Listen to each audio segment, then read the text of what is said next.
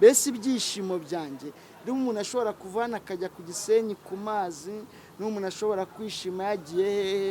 Ibyishimo byanjye ni ukubana n'ubabaye, byibuze nkagira umuntu umwe wahinduka. Kereka ahubwo ari njye ushaka kubacokoza ngiye kubaganiriza, bisaba ko ntangira mbasetsa nyine bati Mana wewe waraye igihe wagereye asuni sangaye munzunge rero ibyo mwahize. Mbese ngira ngo mbacokoze mbanzi ko batagiye mu kazi. Mati rero mwese murarya ruka amaze kurya, arangije avuga ngo ndarisha isosi kirita kugira ngo mbese mu rugo twihorera mu rwenya twishimye.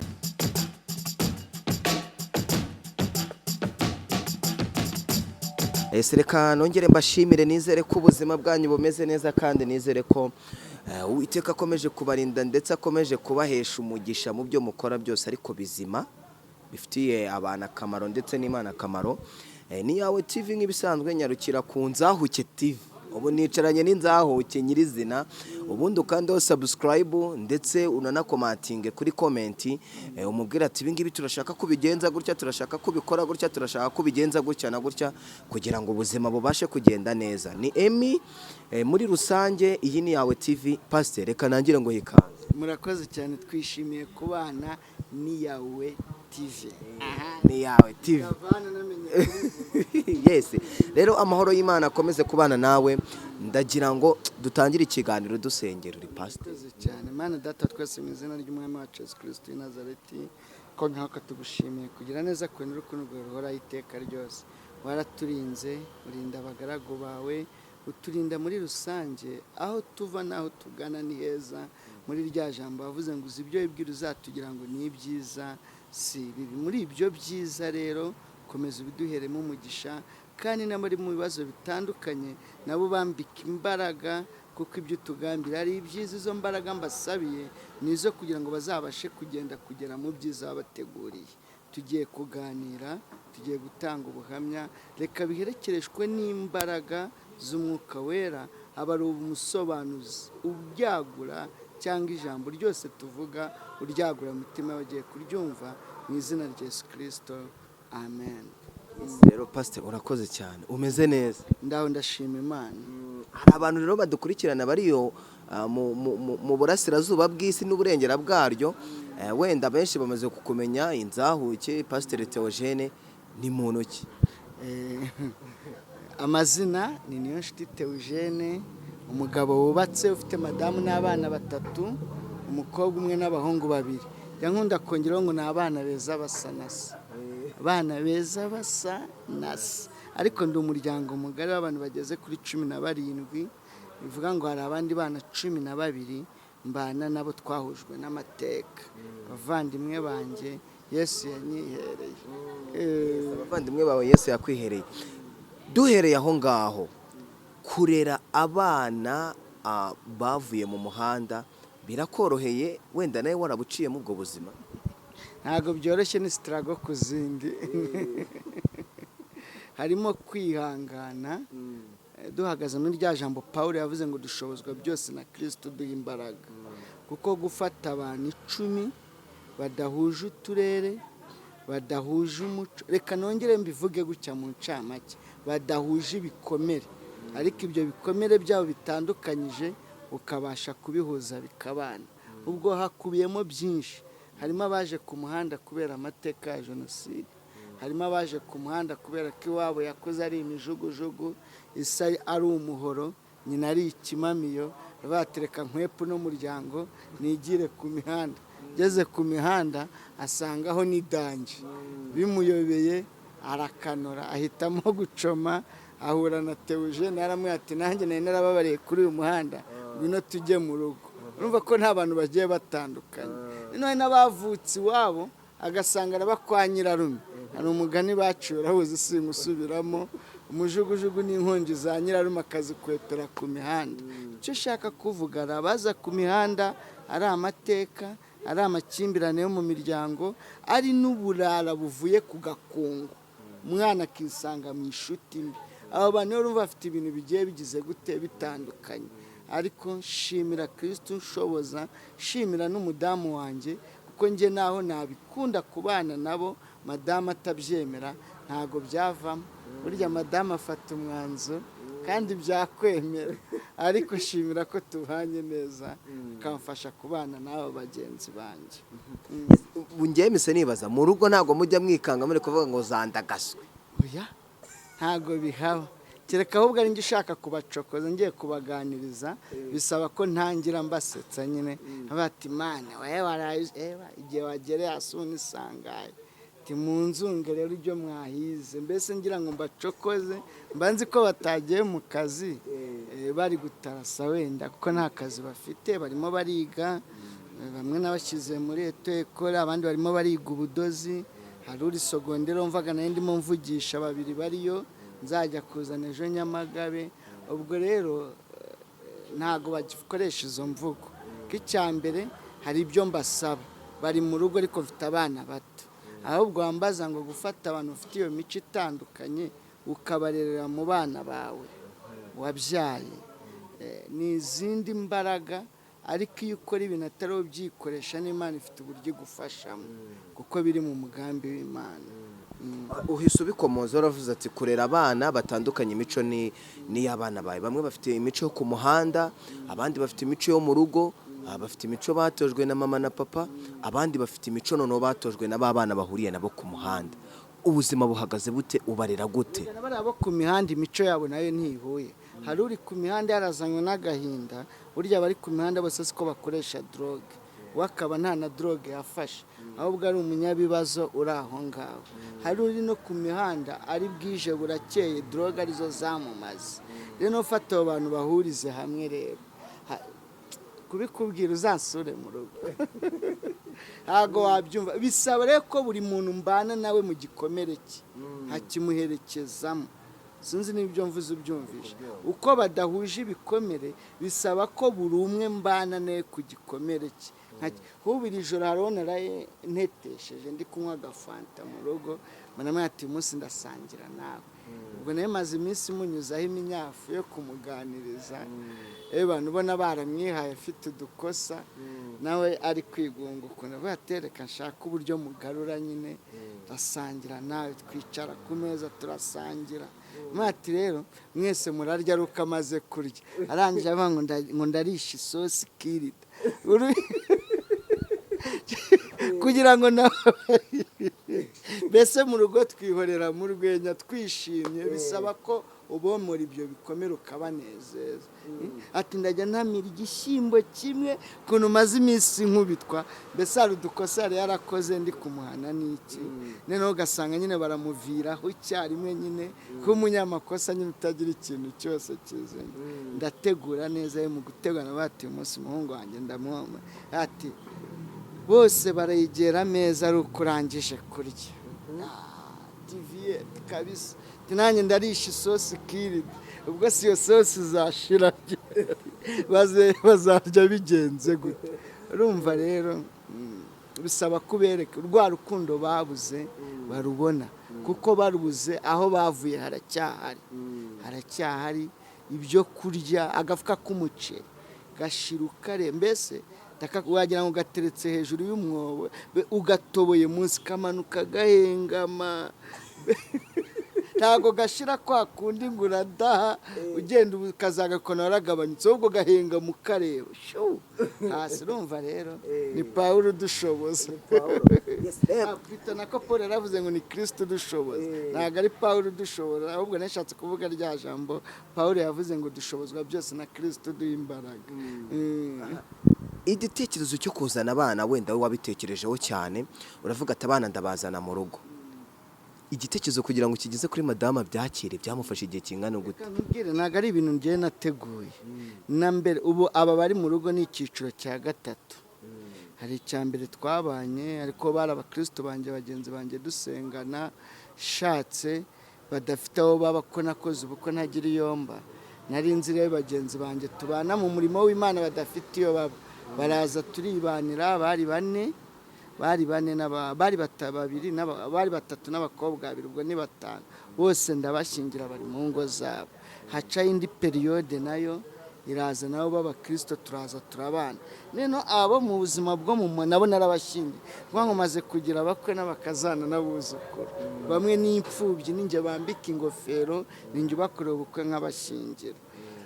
Aba rero tubana nabo mu muhanda baje muri corona ya kuguma mu rugo ya mbere, urayibona. Nino nagiye kubona mbona barikoze baje ari nka bane, baje ubwa mbere ari bane, baza bativiye tebana Pstr tabandi baratashe, twe turajya hehe se? Tabandi bafite no eba nta nakazigo natwara, nta nuwo narangiza, nose ubu ndaguma Nyabugogo twigumira aha ntituzasohoka ngo turazana icyorezo. Mbese impuhwe ziramfata, madama araragira amarangamutima hafi, bagumaho tubana gutyo, ahubwo bakajya barabura abandi. Twa Pasiterimani hari ibiryo nabo baraza, ubwo dushiduka twabaye gutyo. Hari nabo nagiye gukura ibyumba, uri ku ishuri Nyamagabe we yatora yibye umuntu telefone Pstr yibye, sangamo ubuhamya bwanjye, undi umwana yibye telefone, abajura bapapuze ahiteza imyaka akuramo amasimukadi ni we. Rero yabo uwo muntu yarimo agenda areba ubuhamya bwanjye, ibi biganiro nkora nko yayijimije ageze mu ishyamba, harabanza arabureba. Rona iyo akavidewo karangiye akandi kayo kaho ngaho karazamuka, nakarakareba karangiye ahita avuga atebana ati umupasiteri wavuye ku mihanda nanjye nava ku mihanda. Agaruka mu isoko guhiga umuntu yambuye telefone, aramubona mwati mbabarira ume nimero z'uyu muntu ninjye yagutwariye telefone ngiyi, uwo muntu ahita amuha n'agahumbi. Mbese birabatangaza umuntu wapapuje telefone akayizana. Haramamagara numva storeze, numva kuntu byagenze, njya kumureba turaganira, ndamuzana mu rugo, yirirwa mu rugo ariko musubiza ibyumba kuko ntago baforce ubundi uramureka wakihitiramo. Kugeraho nabikoze nka gatatu, aza kirwa mu rugo nkamucyura nkamusubiza ibyumba. Ubwo ari undi mukecuru waremeye kumucumbikira gutyo ariko yibera ku mihanda. Ubwo arambwira ati wanyemereye nkaza tukibanira. Araza nawe tuba mu rugo, twicaye mu rugo nibwo nabaganirije bati murakuze, muri abantu b'abagabo, dore bya corona biri kugabanyuka, ubuzima bugiye kuba ubuzima, ariko ntekereza kuba nazana abandi mu gacuka. Ese kugira ngo mwe mwakwiteza imbere dukore gute? Umwe nkamubaza ndashaka kwiga imashini, ndagenda ndishyura, bari kwiga mu Kiyovu. Undi akambwira ati ndashaka kwiga amategeko y'umuhanda, twara nkabona perimi, ko harimo n'abari baravuye mu Kinamba. Ndabajyana 10 bahita bati mbashakira ishuri, nishyura umwarimu, nkodesha n'icyumba kuko nzi uburyo baba barangiritse ntago bakwiga nk'uko abandi biga. Byasabye ko narebye umuntu ufite methodology cyangwa uburyo bwo kwigisha ku buryo babyumva. Aramfasha, yemera ko namwishyura nkamukura aho yigishaga, nkodesha ishuri, ndaza mushyiramo naho mbashyiramo kugira ngo abigishe. Bakoze ari 10, hatsinda 4, umwakode zanga kujyamo urumva biranga, abandi ubwo 5 barakomeje. Ejo nongeyemo nanone nagiye mu kindi Kinamba naho ndabaganiriza, nsangira nabo, mbabwira ijambo ry'Imana, n'abatekeye ibyo kurya, mitafatamo abandi 10. Ubu mfite abandi akomeje kwigisha, kandi mpamya neza ko iki kizamini kizaba mu kwa 4 cyangwa na mu kwa 5 kw'imirongo batangiye kwifunga ngo bari gukora aba perime definitif provisoire, bose nzahita mbishyurira icyari mu kari 15 no bagende bakore. Bese ibyishimo byanjye umuntu ashobora kuvana akajya ku Gisenyi ku mazi, n'umuntu ashobora kwishima yagiye hehe. Ibyishimo byanjye ni ukubana n'ubabaye, byibuze nkagira umuntu umwe wahinduka, kuko ukumye ibyumvo byanjye numva umwe ahindutse azahindura undi nahindura ahindura undi. Byashoboka ko nabaye ku mihanda, ubuzima bw'imihanda ndabuzi. Iyo wacomye buri muntu wese aguye inkonje, ukunyuze wabona urindara aho ngaho nta kintu wamara. Nabonye byinshi, niyo mpamvu numva naharanira ko nabona umwana umwe wahinduka, kandi Kristo ari kubikora. Ndi kubabatiza, ndi gushima Imana, harimo n'abakoze itsinda Nyabugogo, ubu ni abakarani. Rero byose birashoboka. Pastor, wenda dusubiye inyuma, hari umuntu wenda ukurikiranye yawe TV uyu munsi cyangwa yarakoze subscribe ejo agakanda n'akazogera, akaba wowe wenda atarakubona, waduciriyemo ku mayange ku buzima bw'umuhanda gatoya? nagiye ku mihanda, wenda ku muhanda umuntu abwiye ko abantu bajyanwa n'ibintu bigeze nko kuri bitatu. Cya mbere hari abagiye mu mihanda kubera amakimbirane yo mu muryango, cya kabiri hari abagiye mu mihanda kubera ingaruka za jenoside, amateka ya jenoside. Wambaza ngo mu myaka 26 ubu hari umuntu ukiri mu muhanda kubera ingaruka za jenoside? Noneho we ntari mu mihanda, ntakiri n'umwana wo ku mihanda, nta n'akabaraga gifite, urumva wamaze gusaza, yarangiritse, yarihebye, tuvuga ngo ni umusaza wo mu tubari. Uko nguko hari abajya mu mihanda kubera agakungu, yisanze muri sosiyete mbi akisanga ku muhanda. Njyewe nagiye ku muhanda atari agakungu, Kigali nisanzemo, nagiye ku mihanda atari amakimbirane yo mu miryango, ahubwo nagiye mu mihanda kuko nari mbuze imiryango wanjye. Ingaruka za jenoside, siga nta muntu n'umwe tugira icyo dupfa hano, hari nisanga mu muhanda. Rwandegisi 94 nabanje gukata umujyi wa Butare, buriya ndawuzi neza, uturutse Rwabuye ukazamuka Mize, hari ahubatse gare, imbere yaho hari umushinga wa Ruware w'Abafaransa, habagamo abaminwari. Aho ngaho niho nakatiye ipaki ya shikarete. Umujyi wa Butare kuri groupe hari hose ndazi, kuri stade n'ipaki ya shikarete nyungukaho igiceri cy'ijana, tuyirangura 400 ikavamo 5 warya shikarete imwe bigahwaniramo. Ubugari rwa bayanga ndabuzi, nakasa kabido k'amazi ku gikombe cya 5. Barabizi se wari ukiri umupeti. Ariko umujyi uranze nako ubuzima buranzengereza, nk'itabi, mu biyobyabwenge, ndababara mu buryo bukomeye cyane. Rwandegisi nageze 95 mu kwezi kwa 8, ndahaba 95, 96, 97 itsinze hano Nyamirambo, Cosmos tumanukira za Matimba, Kaninja, Casablanca. Yari kave yabaga ari iruhande rwa Okapi, niho twaraga tukate, abana bari bavuye BJ, turamanuka Migi na Sodoma. Ngaha CGM hano hari amateka yawe, itonde rero. Nzi byinshi, nabonye byinshi, nababariye ku mihanda. Ndamanuka Rugunga, mogereza imodokari, nikubita ku kinambe cyaho twitaga kwa Peugeot mu Rugunga bahafunze, manukira ku Munyinya, ndaza mbanira ahangaha kwa Braza kundagara. Nari maze kwangira ku mwaka wa 2000, nujije ibintu byose, nibera mu mazi pipinyeri, ntiwaducaga icyo bitagukora ijisho byose. Yesu ansanga aho ngaho, amahoro yo mu mutima. Uwakoraga ijisho, fataga ibikoresho, none ubu ndi pasiteri, sigaye mvuga ngo Yesu ashimwe. Yesu rero anyuranye ibihe nabayemo bibabaje, Yesu yanyuranyirije ibihe, ubundi mu bihe by'ibyishimo n'amahoro ava kuri Kristo. Ibyo biyobyabwenge nabikoreshaga ari amahoro nshaka. None ndashima Imana ko ibitaranyomoye ibikomere Yesu yaraje arabyomora.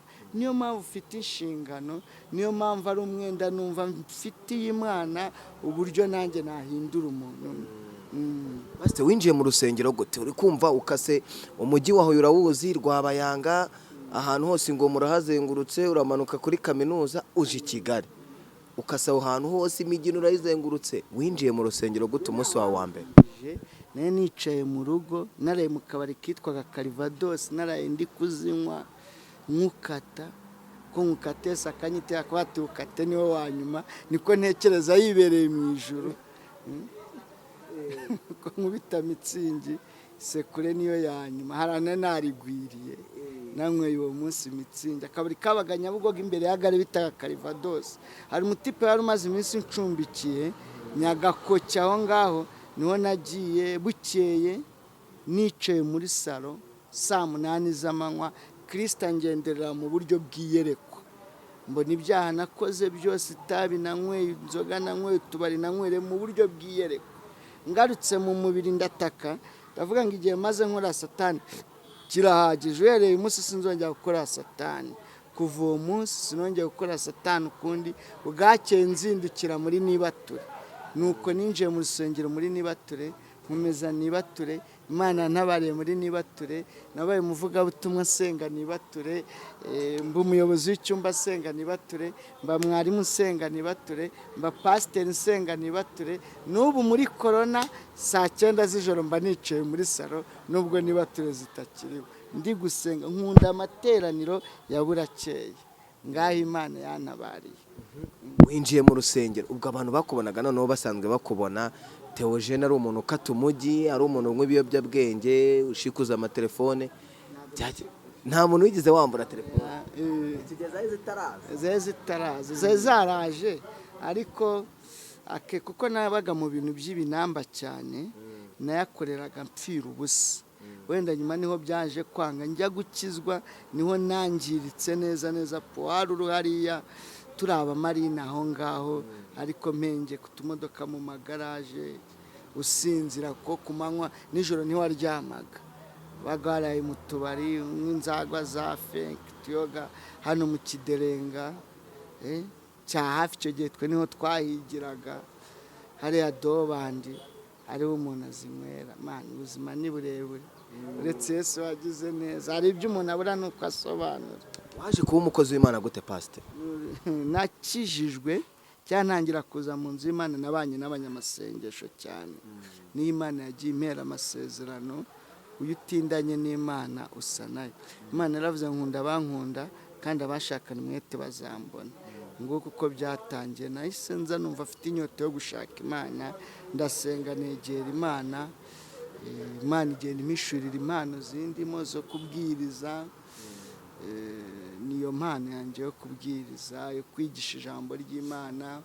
Niga ishuri rya Bibiliya itedi, icyiciro cya mbere ndakirangiza, mba umuyobozi w'icyumba, itorero rishima ko mba mwarimu. Igihe kigeze nshimira n'itorero rya ADPR rindobanura guhabwa inshingano z'ubupasiteri. Ubu ndi pasiteri, nyoboye ku rusengero rwo kuri paruwasi Mukove, niho nkorera. Inyigisho noneho uburyo wigishamo abakristo style wigishamo, abantu ntibayivugaho rumwe. Wowe iyo ubonye utuvido bagiye badukata ubyakira gute, ubyumva gute, ubu byumva gute? Oya, nta kibazo, ubundi sa naho ngeze, ndi mu bajene mitasa n'abajene, ndi mu bubatse ubwo mitanza ako kanya mu bubatse, ndi ku mihanda na mu bitane byo kurwanya ibiyobyabwenge, ni hahandi mitasa nabo noneho nabasuye dukubitaniye Nyabugogo, mba nambaye n'ingofero n'umupira t-shirt, nkavungura ikigori nkagisama, Imana muze tugerese tugasangira ibigori, ariko nkahita mbona uko mbabwira Yesu. Kuvuga ngo inzira zose nacamo kugira ngo ngere kuri uriya muntu nazicamo, ndi mu rusengero nabwo ndahinduka. Kandi buryo uko byagenda kose umuntu avuga ubutumwa, ingero atanga kenshi n'iz'ubuzima yanyuzemo, mbona rero bitanga umusaruro. Abakizwa barakizwa, abiyongera bariyongera, aho nyoboye haba ububyutse, Nyagasani aranshoboza. Kandi si ububyutse gusa ngo ni ukuzura umwuka wera n'ibindi, n'imirimo irakora, za mituweli nkazishyura, hakora ibiterane, nkakora amaniveriseri, imbobo abana bo ku muhanda nkabakora amaniveriseri bakishima, kugira ngo mbone ba bandi bakizwa, insengero zikubakwa, mbese imirimo mbona Imana ishoboza kuyikora. Rero si ku bwanjye, si njye ubikora, ahubwo ni Kristo ushoboza nkabasha kubigeraho. Iyo mpano rero nyishimira Imana yayimpaye. Hari aho wavuze ngo washatse madamu cyangwa wakoze ubukwe udafite aho kuba. Madamu wawe mwahuye gute, mwahuriye hehe? Umwana wo ku muhanda ufite story? Uzategura ikiganiro cyabyo, se nakuramburiye imirongo y'ubukwe aka kanya ntabwo twahava. Nari nejejwe ku mutima no mu mufuka no ku miryango, ahantu hose nejejwe. Kwese nkubwire mbi, ubwo abandi babajyana muri famiye, nge sinari mfite famiye mujyanamo. Tuva kwandikisha urukiko yarambajije ngo ariko sheri ugira konte, ndamubwira ngo uko mbona amagazi imbere yawe ni nge n'umutungo wanjye wose, icyo utambonana ntukimbaze, nawe ibindi ntubimbaze, urabyumva. Ndamushimiye kuba yaranyemeye, ahubwo vuga ngo Imana imuhe umugisha, nutabivuga sinongera kuba. Imana imuhe umugisha kuba yarakwemeye. mbona uku nta kindi kintu nifitiye. nejejwe ni njyewe n'umutungo wanjye wose. Ariko arabye tuva mu rukiko, imodoka yaduhaye lift yatugejeje ahita yibonera ikiraka irigendera. Tumaze gusezerana turi kwifotoza hanze, nkajya mubwira ngo sheri ya modoka ari yigendeye, akahita anyereka agatabo k'amasezerano ngo dupfa kuba twasezeranye, turahita dutarasa twitaye. Sheri Imana iguhe umugisha. Aranyemera, hari hirigiseri yaje twometse, yumvishe ko nagiye mu rukiko ivuye kwiseta Nyabugogo, iyitizi twometse, babona turangije kwifotoza, babona turakandagiye. Tumwe turuse mukozi makugiye n'amaguru se. Bati imodoka yanzanye yabonye ikiraka yigendeye twitahira. Ahita ambwira ati nazanye hirigisi hari, twicara imbere, abaje mu rukiko nabo bipakira inyuma. Rero ndagira ngo urebe iyo foto y'hirigisi. Dubure kinyoteri, imbere hicayemo abantu bambaye nk'abageni, inyuma hicayemo hahagazemo nk'abavuye gushyingura. Abantu byarabacangaga, ubundi by'Imana bicanga abantu. Tugeze Nyabugogo na essence nabwishiramo, barasunika tujya kuri, twabonye byinshi. Nshimiye Imana yomora ibikomere. Urumva rero iyo mirongo niba utaha. Yewe nifuje kugusura mu rugo, nkazi wawe mu rugo, nkaza tukareba na madamu tukamusura tukamushimira. Reka nongere mbisubiremo, Imana imuhe umugisha ko yarakwe. None tuganire, nagize ngo nuri bwibwirize kumusabira umugisha. Ijambo ryitwa umugisha ndarikunda.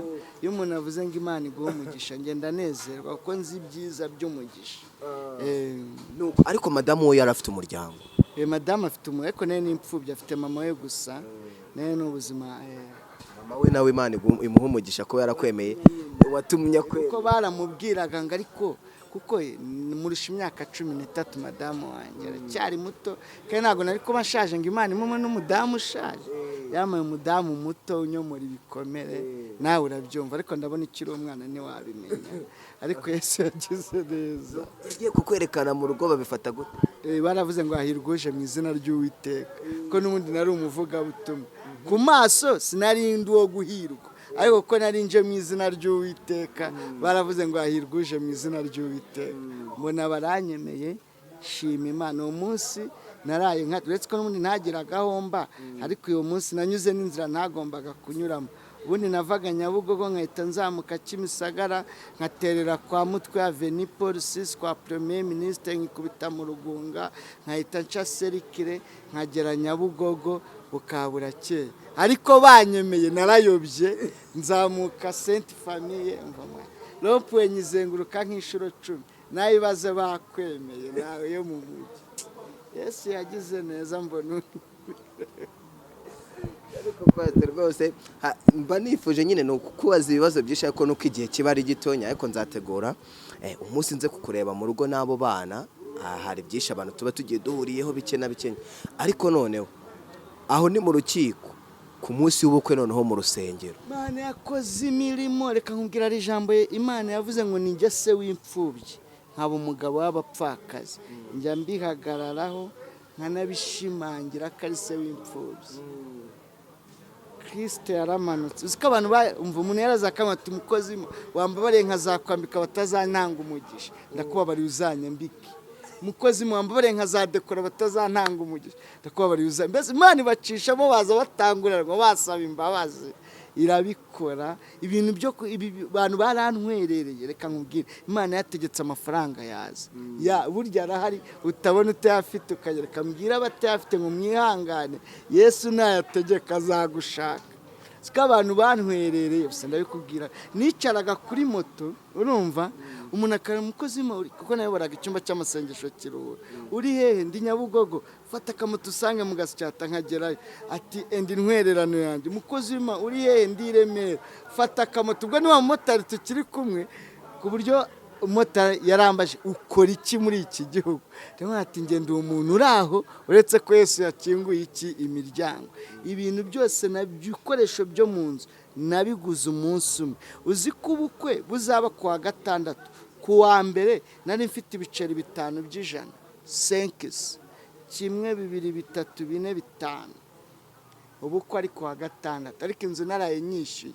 Nayishyuye, ndabyibuka inzu nayishyuye kuwa gatandatu, amezi 2.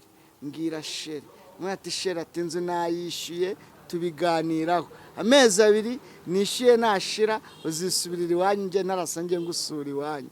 None rero Imana ishimwe narasubirayo imyaka 10 irashira. nubwo azasubirayo Byaremeye Kristo yarabi.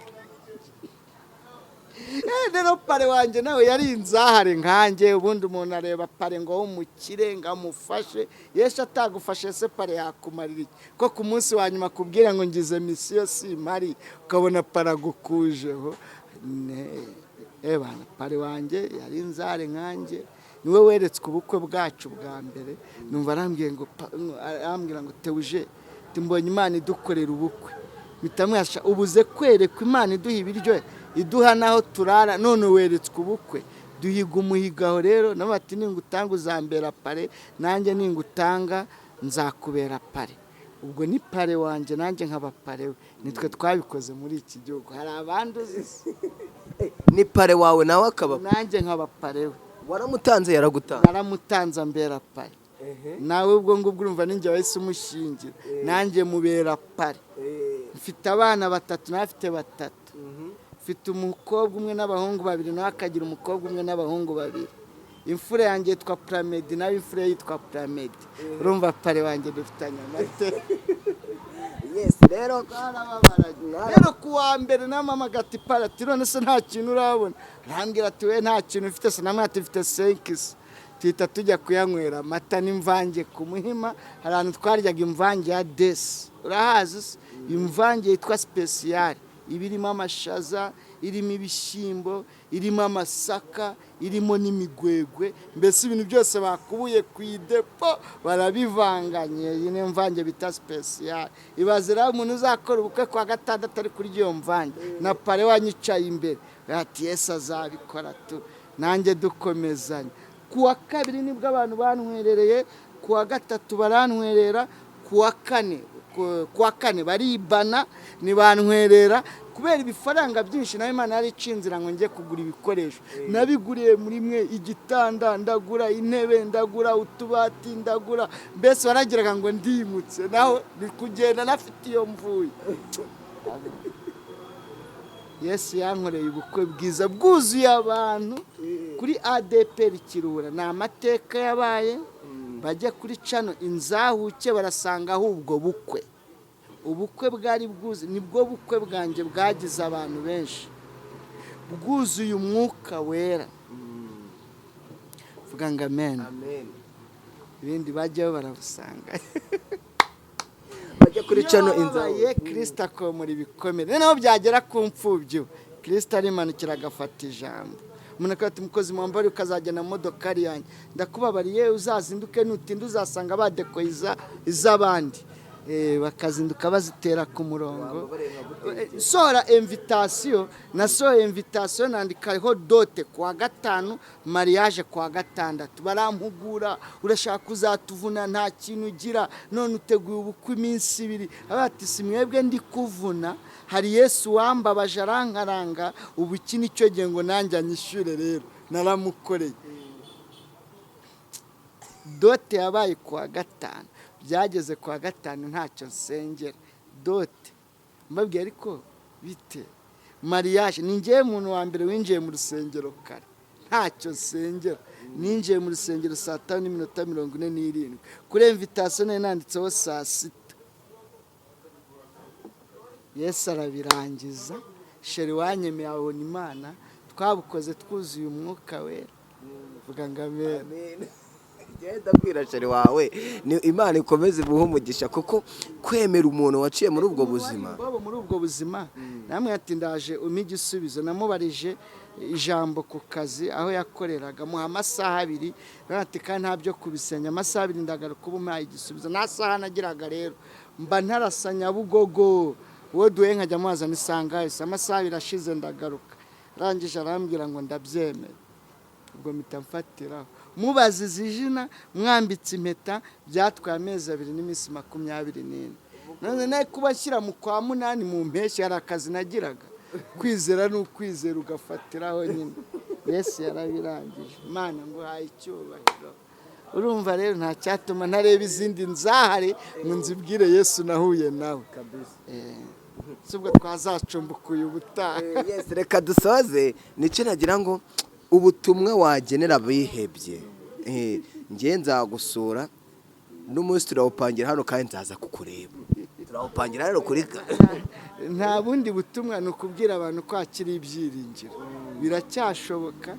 Nubona Theogene Imana yarangiriye neza, kungirira neza ndagira ngo babyumve, si amafaranga, si amakadasitiri ndacyakodesha, ubuzima buracyari ubuzima, ni struggle. Abantu bangana gutyo mu muryango n'iki mbatekerereza ibyo kwambara, ibyo kurya, urumva ubuzima buhora ari ikosi, ishuri ryabo iry'abana banjye iki bihora ari ikosi. Ariko uko mvuga gutabarwa n'Imana, amahoro Yesu yampaye, amahoro Yesu yagize ate yampaye, ayo niyo akomeye, ayo niyo y'igiciro, ayo niyo atangaje. Amahoro Yesu aha abantu be azana n'umugisha mu izina rya Yesu. Abadukurikiye rero ni ukwirinda icyaha n'igisa nacyo, bana bo mu bipangu mureke ibiyobyabwenge, ibikoresho baviye, ntibazi ko mufata ibikoresho, mubireke, nta cyiza cy'ibikoresho. Ejo bundi bizagukura muri sosiyete, bigukure mu muryango, wisanga urindara kandi ntacyo wari ubuze mu rugo, ariko haracyari ibyiringiro. Kugira ngo ubashe kubireka ni uko utandukana n'inshuti mbi, ukihata gushaka Imana. Insengero zarafunguwe, reka nkubwire, ntiwabireka ngo bigukundire ako kanya. Coma ujye ku rusengero, coma ujye ku rusengero. Imana irareba imbaraga uri gushaka Imana, nubwo uri gucoma, Imana y'ubwayo izamanuka ikwihera imbaraga ubashe kubireka. Ariko nucoma ukajya ku gasima, nucoma ukajya kureba ishumi yawe, nucoma ukajya kureba umupampe mugenzi wawe, ubwo se urumva imbaraga zo kubireka zizava. Naho rero egera Imana. Imana yarabivuze ngo nkunda abankunda, abashakana umwete bazambona. Mu ntege nke zawe nke shaka Imana, Imana irakwiyereka. Hari igitekerezo ngiye yonganire n'umuntu mitangira igitekerezo, si ugusaba, ni umurimo nk'uwo watangiye. Ngiye nzaza kugusura mu rugo, ibindi niho nzabivugira ubundi tureba. Ahubwo wowe sinzi iminsi uzaba hari nko kuwa kabiri ngiye nkaza ngakorera, ku buryo kuwa gatatu abantu bazakora. Noneho ibyo turabipanga biturikije na gahunda ibiri mu rugo, ko madamu nawe afite ibindi abakora, nanjye ubwo kuba ari uko nguko n'iki, ntabwo nahita nkubwira ngo umunsi n'uyu, ntabwo byakwe. No ku itorero baramfunguriye, mba ndi mu murimo w'Imana, amavakansi aratangiye, tekereza uko abana bazasubira ku ishuri. Hari n'abo nzajya kuzana ejo, abo bari kwiga ku Nyamagabe. Urumva rero biragoye aka kanya kuba nahita mpuresije umunsi. Gusa karibu mu muryango, karibu iwacu. Ndabona ikiri n'umujene, nzagushyingira.